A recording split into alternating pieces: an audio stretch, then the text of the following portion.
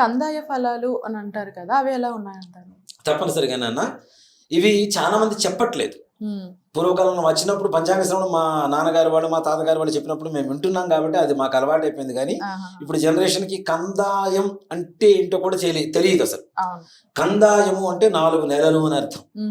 మనకి ఉగాది నుంచి ఉగాది వరకు 3 కందాయాలు ఉంటాయి నాన్న. అంటే 3 4 12 నెలలు. ఒక్కొక్క కందాయం ఒక్కొక్క 4 నెలలని, మొదటి 4 నెలలు, రెండవ 4 నెలల, 3 4 నెలలు. ఈ 4 నెలల ఫలితాన్ని ఎలా ఉండబోతుందని చెప్పడమే కందాయ ఫలం అంట. కందాయ ఫలాలంటే మొదటి కందాయం, రెండో కందాయం, మూడో కందాయం కదా. మొదటి కందాయంలో ఏ కందాయంలో అయినా సరే బేసి సంఖ్య ఉంటే ఆ 4 నెలలు వాళ్ళకి ఫలితం ఉత్తమంగా ఉంటుందని అర్థం. ఏ కందాయంలో అయితే సరి సంఖ్య ఉంటుందో, ఉదాహరణకి 2 4 6 8 ఇట్లా సంఖ్య ఉంటుందో వాళ్ళకి సమానమైనటువంటి ఫలితం ఉంటుందని అర్థం. అంటే అది ఎక్కువ కాదు, అది తక్కువ కాదు, సరిగా ఉంటుంది. అలాగే శూన్య సంఖ్య అంటే 0 ఉంటే ఆ 4 నెలలు వాళ్ళకి శూన్యమైనటువంటి ఫలితంగా సూచించబడుతూ ఉంటుంది ఈ కందాయ ఫలాలు అనేటువంటిది. ముఖ్యంగా ఈ కందాయ ఫలాల విషయానికి వస్తే నక్షత్రం వారీగానే ఉంటుంది నాన్న. అంటే రాసుల వారి కూడా కాదు, కందాయ ఫలం అనేటువంటిది ప్రతి నక్షత్రానికి వివరంగా ఉంటుంది. అలాగే నక్షత్ర సంవత్సర ఫలం అని ఒకటి ఉంటుంది. ఈ సంవత్సరం ఈ నక్షత్రం వాళ్ళకి ఎలా ఉండబోతుంది ఒక్క మాటలో, అతి ఎక్కువగా దాని గురించి కూడా ప్రస్తావించకుండా ఒక్క మాటలో ఎలా ఉంటుందో కూడా చెప్పుకోవచ్చు. అలాగే రాశులకి ఆదాయ వ్యయాలు, రాజ్యపూజ్య అవమానాలు కూడా ఉంటాయి, అవి కూడా చెప్పుకుందాం. దీంట్లో కూడా రాజ్యపూజ్యం, అవమానం, ఆదాయం, వ్యయం అంటే చాలా మంది కూడాను 14 ఆదాయం 2 ఖర్చు అని ఉంటే, వ్యయం అని ఉంటే నేను 14 రూపాయలు సంపాదిస్తాను 2 రూపాయలు ఖర్చు పెట్టుకుంటాను అని చెప్పి చాలా మంది ఆలోచిస్తుంటారు. అది కాదు.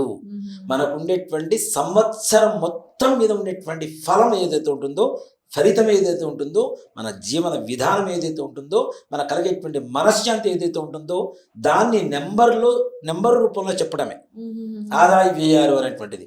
ఒక డబ్బు ఒక్కటి కాదు నాన్న. ఆరోగ్యం, ఐశ్వర్యం, సంతానం, వైవాహిక జీవితం, కుటుంబం, పరువు, ప్రతిష్ట, ఇవన్నీ కలుపుకుంటేనే ఆదాయ వ్యయాల కిందకు వస్తే కానీ డబ్బు ఒక్క రూపంలో మాత్రం ఎవరు చూడకండి దయచేసి. ఎవరన్నా చెప్పినా అది కరెక్ట్ కాదు అని చెప్తా నాన్న. ఫస్ట్ ఆదాయ వ్యయాలు చూసుకుందాం, ప్రతి రాశికి కూడా ఎలా ఉండబోతుంది అనేటువంటిది. దీన్ని ఒక్కదాన్నే ఉదాహరణగా తీసుకొని మన జీవితం మొత్తం ఇట్లానే ఉంటుందేమో అనేటువంటి ఆలోచన కూడా పెట్టుకోకండి. కష్టపడండి. కష్టపడేదానికంటే ఇష్టపడి పని చేయండి, తొందరగా పనులు అవుతాయి. మనం కష్టపడితేనే ఇవన్నిటికీ ఫలితం ఉంటుంది. ఇప్పుడు కష్టం కూడా కాదు నాన్న, నేను చెప్పేది అదే, ఇష్టం అని చెప్తా. ఇష్టపడితే కష్టం కనబడదు. అవునవును. కష్టపడితే కష్టం ఒక్కటే కనబడుతుంది. ఇష్టపడి పని చేస్తే, నేను ఎంతమంది వచ్చినా నేను చెప్తాను, నేను వీడియోస్ చేస్తాను అనేది దేనికంటే నాకు ఇష్టం కాబట్టి. దీంట్లో నాకు కష్టం కనబట్టల్లా. నేను రాత్రి పూట పడుకునే సరే 11:30 12 అవుతుంది. రోజుకు 4 ఛానల్స్ 3 ఛానల్స్ చేస్తున్నాను. కానీ ఎందుకు కష్టపడుతున్నాను అంటే అది నాకు ఇష్టం కాబట్టి. నాకు పడుకున్నప్పుడు కూడా ఆ కష్టం నాకు కనపట్టలేదు. కేవలం ఇష్టపడితే ఎలాంటి పనినైనా తప్పనిసరిగా ముందుకు తీసుకువెళ్ళొచ్చు, చక్కగా చేసుకోవచ్చు నాన్న. దీంట్లో ఆదాయ వ్యయాల విషయానికి వస్తే, ముఖ్యంగా మేషరాశి విషయానికి వస్తే ఆదాయం 2, ఖర్చు 14, రాజ్యపూజ్యం 5, అవమానం 7.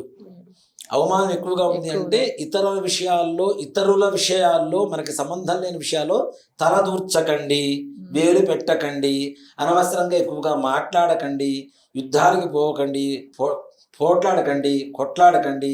మౌనేన కలహం నాస్తి, మౌనంగా ఉంటే కలహాలు ఉండవు అని చెప్పడమే రాజ్యపూజ్య అవమానాలకు ఉండేటువంటి పరమార్థం. మేషరాశి వారికి ఈ విధంగా ఈ సంవత్సరం చూసుకుంటే కొన్ని రాసుల గ్రహాల ఫలితం వల్ల చాలా బాగుంది నాన్న. ముఖ్యంగా 7.5 సంవత్సరాల శని ప్రారంభం అవుతుంది. ఈ 6 గ్రహాల కలయిక, షష్టగ్రహ కలయిక ఏదైతే ఉందో మేషరాశికి 12వ స్థానంలో ఉంటుంది. కాబట్టి కొంచెం కష్టం ఉన్నా మే 15వ తారీఖు తర్వాత గురుగ్రహ సంచారం మిథున రాశిలో జరుగుతుంది కాబట్టి 3వ రాశి అవుతుంది. మేషరాశి నుంచి మిథున రాశి, మేషం, వృషభం, మిథునం 3వ రాశి అవుతుంది. కాబట్టి గురుదృష్టి వలన ఈ ఏళ్ళనాటి శని ప్రభావాలు, మీన గ్రహ ప్రభావాలు ఏవైతే ఉంటాయో తగ్గుతాయి. వివాహాలు, శుభకార్యాలు జరుగుతాయి. అనుకున్న పనులు చక్కగా సకాలంలో పూర్తవుతాయి. వాళ్ళు పడేటువంటి కష్టాన్ని బట్టి వాళ్ళకి వచ్చేటువంటి ఫలితం అమితంగా ఉంటుంది. కొద్దిగా కష్టపడండి, ఫలితం ఇంకాస్త ఎక్కువగా కనపడుతూ ఉంటుంది. ఇక వృషభ రాశి వారి విషయానికి వస్తే 11 ఆదాయం, 5 ఖర్చు. రాజ్యపూజ్యం 1, అవమానం 3. వీరికి అవమానం పర్సంటేజ్ ఎక్కువ ఉంది కాబట్టి మిగిలిన విషయాలు కొంచెం జాగ్రత్తగా ఉండడం అనేది అవసరం. అలాగే వృషభ రాశి వారికి కూడా పరమోన్నతమైనటువంటి కాలంగా చెప్పుకోవచ్చు. వీళ్ళు ఎప్పటి నుంచో అనుకున్నటువంటి అన్ని పనులు కూడాను సంకల్పం చేస్తే తప్పనిసరిగా సిద్ధి పొందేటువంటి అవకాశం కనబడుతుంది నాన్న.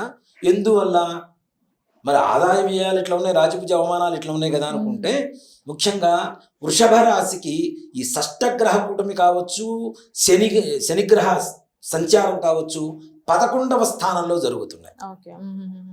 మీనరాశి 11వ స్థానం అవుతుంది. 11వ స్థానంలో ఏ గ్రహాలు ఉన్నా శుభ ఫలితాన్ని ఇవ్వాలి అని చెప్పి శాస్త్రం.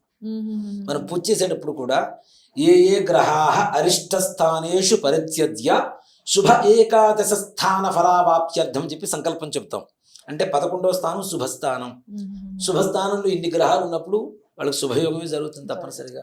అనుకున్న పనులు జరుగుతాయి. గృహయోగాలు, సంతానం, వివాహం, అన్ని రకాల కార్యాలు కూడా దిగ్విజయంగా ముందుకు వెళ్తూ ఉంటారు. కాకపోతే చిన్న చిన్న విరోధాలు వస్తుంటాయి కాబట్టి తగిన జాగ్రత్తలు తీసుకోవడం అనేటువంటిది మంచిది. అలాగే మిథున రాశి వారి విషయానికి వస్తే, మేషరాశి వారికి కంప్లీట్ రివర్స్ అనమాట. ఆదాయం 14, ఖర్చు 2. బాగుంది. అలాగే రాజ్యపూజ్యం 4, అవమానం 3. వీరికి విశేషమైనటువంటి యోగం ఏంటంటే మే 15వ తారీఖు నుంచి గురుడు మిథున రాశిలోనే ఉంటాడు సంవత్సరం పాటు. దానివల్ల గురుడు మన రాశిలో ఉన్నప్పుడు ఆయన ప్రిన్సిపల్ నాన్న. మిగిలిన గ్రహాలన్నీ కూడా లెక్చరర్స్.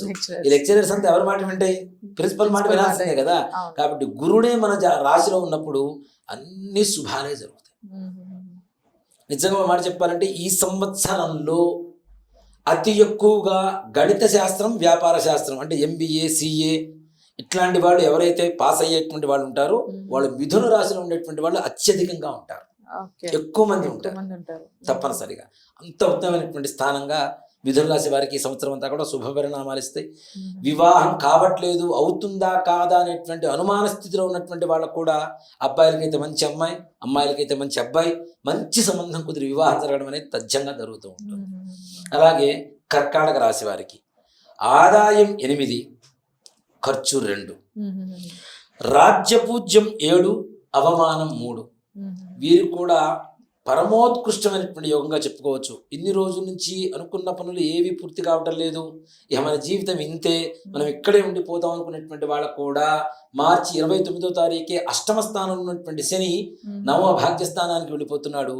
తద్వారా వాళ్ళు అనుకునేటువంటి సకల కార్యాలు దిగ్విజయంగా పూర్తవుతాయి. ఓ మాట చెప్పాలి అంటే చిన్న స్థాయిలో పనిచేసేటువంటి వ్యక్తులు కూడా ఉన్నతమైనటువంటి యోగాన్ని కలుగుతారు.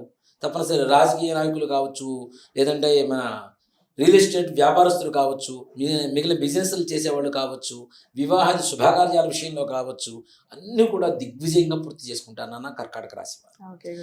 సింహరాశి వారి విషయానికి వస్తే ఆదాయం 11, ఖర్చు 11, రాజ్యపూజ్యం 3, అవమానం 6. వీరికి అష్టమ స్థానంలో శని ప్రవేశం, సప్తమ స్థానంలో రాహుగ్రహం, జన్మంలో కేతువు.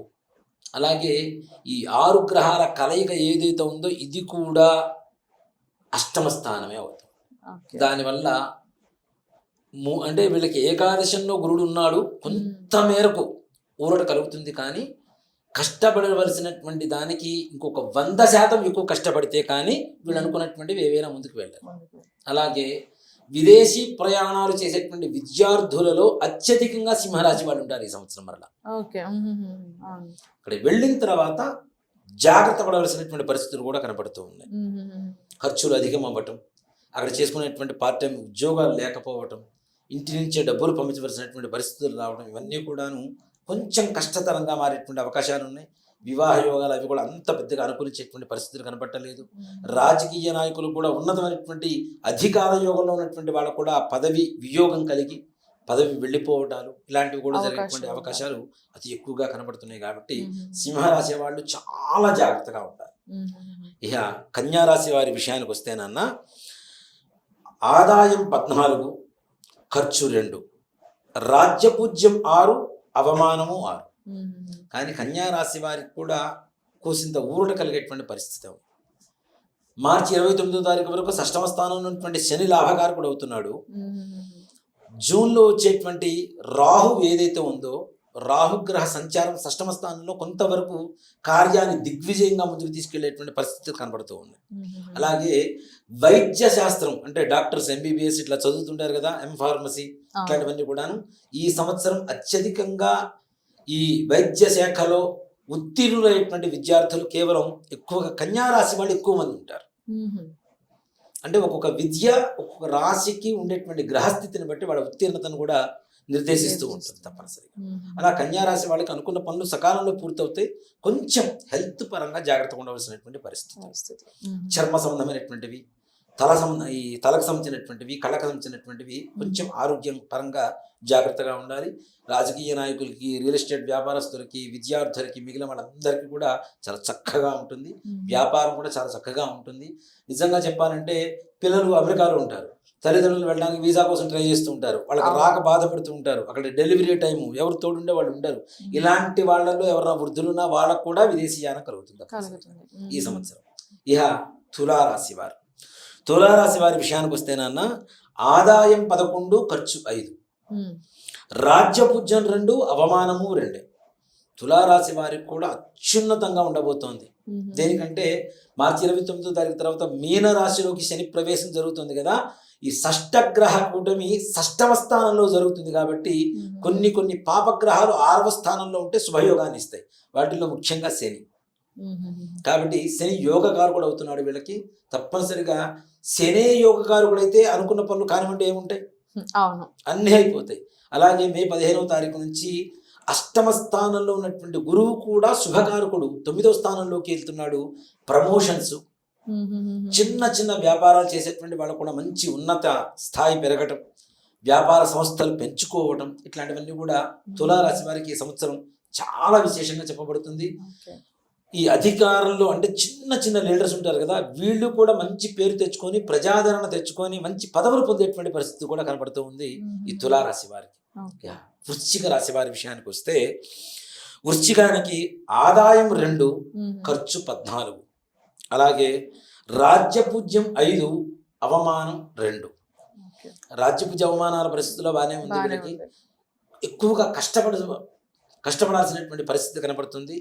అష్టమ స్థానంలో గురుగ్రహ ప్రవేశం జరుగుతుంది. పంచమ స్థానంలో శని, కొన్ని రోజులు రాహు ఉంటాడు.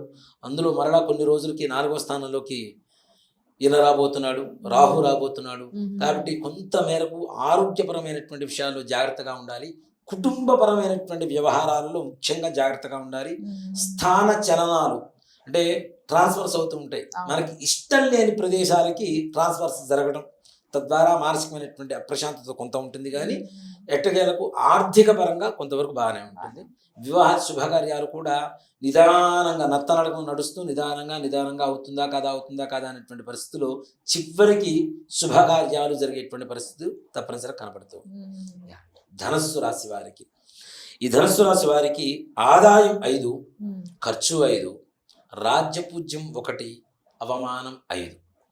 వీరికి 4వ స్థానమైనటువంటి అర్ధాష్టమ స్థానం అంటాం. మీనరాశిలో షష్టగ్రహ కూటమి, అలాగే కొన్ని రోజులు రాహుశనుల కలయిక, అలాగే రవి, బుధుడు, శుక్రుడు ఇలాంటి గ్రహాల కలయిక. దీంతో పాటుగా 7వ స్థానంలో ఉన్నటువంటి గురుడు కొంత ఊరటనిచ్చిన ముఖ్యంగా వాహన ప్రమాదాలు జరిగేటువంటి అవకాశం ఎక్కువ కనపడుతుంది. కాబట్టి తగిన జాగ్రత్తలు తీసుకోవాల్సినటువంటి పరిస్థితి. వాహన ప్రమాదం అంటే మనం నిదానంగా పోతున్నా పక్కవాడు కూడా నిదానంగా రావాలి. కాబట్టి కొంచెం మన జాగ్రత్త మనం తీసుకోవాలి, అది మన ధర్మం. కాబట్టి వాహన ప్రమాదాల విషయాలు జాగ్రత్తగా ఉంటే బాగుంటుంది. విశేషమైనటువంటి యోగం కలుగుతుంది అని చెప్పడంలో ఏమాత్రం కూడా సంశయం లేదు. ఇక మకర రాశి, 7.5 సంవత్సరాల నుంచి పడుతూనే ఉన్నాం, మా కష్టాలు ఇంతేనా, మా జీవితం ఇంతేనా అనుకునేటువంటి వాళ్ళకి శుభవార్త వినేటువంటి సమయం ఆసన్నమైంది. ఏళ్ళనాటి శని సంపూర్ణంగా వెళ్ళిపోతోంది మార్చి 29వ తారీఖుతో మకర రాశి వారికి. ముఖ్యంగా ఈ మకర రాశి వారికి ఏళ్ళనాటి శని బాధ పోతుంది, కానీ శత్రు బాధలు పెరిగేటువంటి అవకాశం ఉంది. ముఖ్యంగా అందులోనూ స్వకుల శత్రు బాధ, సజాతీయ శత్రు బాధ అని చెప్తూ ఉంటాం. వారి కులంలో ఉండేటువంటి వాళ్ళే వాళ్ళకి శత్రువులుగా తయారవ్వటం, భూ వివాదాలు పెరగటం, ఇట్లాంటివి జరుగుతూ ఉంటాయి. కానీ ఏదేమైనా వీళ్ళకి న్యాయం చేకూరేలా తీర్పు ఉండడం, కోర్టు వ్యవహారాలు కానివ్వండి, గృహయోగాలు కూడా కలుగుతాయి తప్పనిసరిగా. బహుగృహయోగం అని చెప్తా. ఉగాది మొదట ఒక ఇల్లు కొనండి, మరలా వచ్చే ఉగాది రాబోయే ముందు ఇంకో ఇల్లు కొనుక్కోవడం కూడా తథ్యంగా జరుగుతుంది. బహుగృహయోగం కలిగినటువంటి వాళ్ళల్లో ఈ మకర రాశి వాళ్ళు ఒకళ్ళు ఉంటారు. అనుకున్న వాళ్ళు కూడా సజావుగా నిదానంగా సాగుతున్నా తప్పనిసరిగా కొంచెం కష్టపడితే మంచి యోగం కలుగుతుంది. కుంభరాశి వారికి 7.5 సంవత్సరాల శని ప్రభావం ఉన్న మిథున రాశిలో ఉన్నటువంటి గురుగ్రహ ప్రభావం పంచమ దృష్టి కలుగుతుంది. కాబట్టి గురుగ్రహ ప్రభావం చేత అనుకున్నటువంటి పనులు, ముఖ్యంగా రియల్ ఎస్టేట్లో ఉండేటువంటి వాళ్ళకి చాలా చాలా లాభదాయకంగా ఉండేటువంటి సమయంగా ఈ కుంభరాశి వారికి విశ్వావసునామ సంవత్సరాన్ని చెప్పుకోవచ్చు. చాలా మంచిగా ఉంటుంది. కుంభరాశి వారి ఆదాయ వ్యయాలు కూడాను ఆదాయం 8, ఖర్చు 14, రాజ్యపూజ్యం 7, అవమానం 5. ఎవరైతే వీళ్ళ దగ్గర పనిచేసి వీళ్ళకి అన్యాయం చేసి రాజ్యమేరుతున్నారో అలాంటి వాళ్ళ మీద ఉక్కుపాదం మోపి మరలా మాకంటూ ఒక స్థాయి వచ్చిందని చెప్పుకునేటువంటి రోజులు కుంభరాశి వాళ్ళకు వచ్చినాయి. ఉన్నతమైనటువంటి అధికార యోగం కలుగుతుంది. అలాగే చిన్న చిన్న వాహన ప్రమాదాలు, ఆరోగ్య సమస్యలు కొంచెం జాగ్రత్తగా ఉండాలి. ముఖ్యంగా బ్రెయిన్కి సంబంధించినటువంటివి, నరాలకు సంబంధించినటువంటి అనారోగ్య పరిస్థితులు సూచిస్తున్నాయి. కాబట్టి అధికంగా ఆలోచిస్తే వచ్చేటువంటి రోగాలు ఇవే. కాబట్టి ఆలోచన తగ్గించి భగవత్ చింతనతో ముందుకు వెళ్ళడం అనేది మంచిది. ఇక చివరిగా అందరూ చాలామంది ఎదురు చూస్తున్నటువంటి షష్టగ్రహ కూటమి కలిగినటువంటి మీనరాశి వారి ఆదాయ వ్యయాల సంగతి చూసుకుంటే ఆదాయం 5, ఖర్చు 5, రాజ్యపూజ్యం 5, అవమానం 1. ఎన్ని కష్టాలు పడుతున్నా వీళ్ళ స్థాయి ఎక్కడ తగ్గలేదు. స్థాయి అలానే ఉంటుంది. గౌరవంగా కాపాడుకుంటూ ముందుకు వెళ్తూ ఉంటారు. కానీ ఖర్చులు అధికం ఉంటాయి, అనారోగ్యం ఎక్కువగా వచ్చేటువంటి పరిస్థితులు ఉంటాయి, వాహన ప్రమాదాలు జరిగేటువంటి పరిస్థితులు ఉంటాయి, కుటుంబ వివాదాలు జరిగేటువంటి పరిస్థితులు ఉంటాయి. కాబట్టి ఇన్నిట్లో ఏ ఒక్క సమస్య వచ్చినా మానసికమైనటువంటి అప్రశాంతత ఎక్కువగా ఉంటుంది. ఎక్కువగా బాధపడకుండా, ఆలోచించకుండా వచ్చిన కష్టాన్ని దాటవేసేటువంటి భగవంతుడి పాదాలు పట్టుకుంటే ఎలాంటి కష్టాన్నైనా ముందుకు తీసుకుని వెళ్ళిపోవచ్చు. అన్ని గ్రహాలు 6 గ్రహాలు ఒకసారి నీచ స్థానంలోకి వచ్చిన, జన్మంలోకి వచ్చిన కొన్ని ఉచ్చగ్రహాలు ఉన్నాయి, కొన్ని పాపగ్రహాలు ఉన్నాయి. చెడు ఇచ్చేటువంటి గ్రహాల ప్రభావం ఎంతైతే ఉంటుందో మంచి ఇచ్చేటువంటి గ్రహాల ప్రభావం కూడా అట్లానే ఉంటుంది కదా. కాబట్టి భయపడాల్సిన అవసరం లేదు. అంతకంటే తప్పనిసరిగా భగవన్నామం చేసుకుంటే భగవంతుడు దయ వల్ల. కాకపోతే వీళ్ళలో మొండితనం పెరుగుతుంది. ఇంకా అది చూసేవాళ్ళకి మూర్ఖత్వంలా కనపడుతుంది, కానీ వీళ్ళు కార్యదక్షత మీద మొండితనం పెరుగుతుంది. ఎందుకు కాదు, ఎవరి కోసం కాదు, ఈ పని నేను చేసి చూపిస్తాను అనేటువంటి మొండితనం పెరుగుతుంది. దానివల్ల తప్పనిసరిగా కార్యం దిగ్విజయంగా ముందుకు పూర్తవుతుంది. ఈ రాసుల ఫలాలు చూసుకుంటే ఈ సంవత్సరం విధంగా ఉన్నాయి నాన్న.